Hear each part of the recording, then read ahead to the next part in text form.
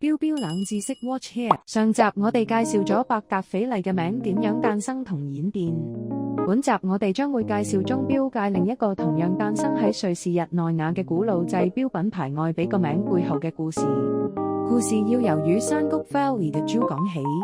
與山谷遍佈岩石同森林嘅自然環境，令到當地居民無法種植任何農作物，只可以通過畜牧業維持生計。之後，居民通過岩石掌握咗冶煉鋼鐵嘅技巧。喺每年長達8個月嘅漫長冬季裏面，居民開始以家庭工作坊嘅形式進行時計機芯部件嘅製作。愛彼就係誕生喺呢度，將製錶嘅專業知識世代相傳，建立咗品牌嘅根基。1875年，年僅24歲嘅 Jules Louis Audemars 同22歲嘅 Edward Auguste Piguet 攜手合作，喺瑞士布拉蘇斯勒 Prosu 嘅愛彼家族農場建立第一個製錶工房。兩位創辦人都係專業製錶師 ，Audemars 專門製造複雜機芯，而 Piguet 就擅長調節機芯，一個設計，一個調校，啱啱互補，可以話係天才聯手。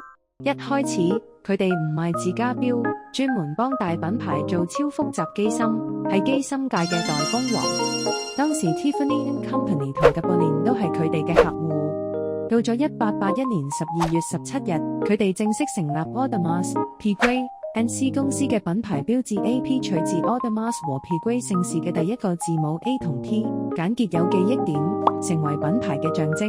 1882年，AP 開始用自己嘅品牌名義發表腕錶，呢段傳奇就咁樣代代相傳，由山谷走向咗世界。大家仲想知道咩腕錶冷知識呢？留言話俾我知啦！